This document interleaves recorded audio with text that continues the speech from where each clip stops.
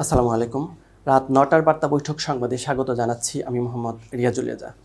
ঘূর্ণিঝড়ের ক্ষয়ক্ষতি পরিদর্শনে পটুয়াখালী যাবেন প্রধানমন্ত্রী। উপকূলে এখনও থামেনি ঘূর্ণিঝড় রিমালের দাপট।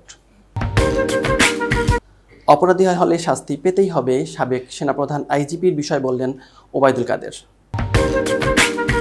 ভারতে ভূমিধসে মৃত্যু ১০, চাপা পড়েছেন অনেকেই।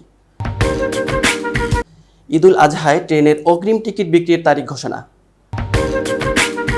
এতক্ষণ শুনছিলেন সংবাদ শিরোনাম, এবার বিস্তারিত। আওয়ামী লীগের সাধারণ সম্পাদক ওবায়দুল কাদের জানিয়েছেন, ঘূর্ণিঝড় রিমাল কবলিত ক্ষতিগ্রস্ত এলাকা সফরের অংশ হিসাবে প্রধানমন্ত্রী শেখ হাসিনা প্রথমে যাবেন পটুয়াখালী জেলায়।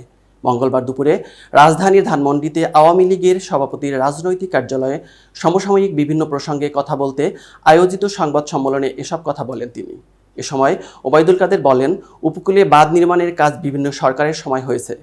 বাঁধ নির্মাণের কোনো গাফেলতি বা দুর্নীতির প্রমাণ পাওয়া গেলে ব্যবস্থা নেওয়া হবে, তবে বড় প্রাকৃতিক দুর্যোগ বাঁধ ভাঙবে না এমন নিশ্চয়তা দেওয়া যাবে না। এদিকে বঙ্গোপসাগরে সৃষ্ট প্রবল ঘূর্ণিঝড় রিমালের তাণ্ডব দেশের ১৯ জেলায় লণ্ডভণ্ড হয়ে গেছে দেশের উপকূলবর্তী অঞ্চল।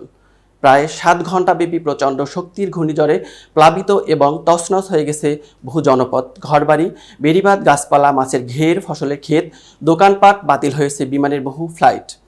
এ পর্যন্ত রাজধানীসহ ৭ জেলায় প্রাণহানি ঘটেছে অন্তত ১৬ জনের।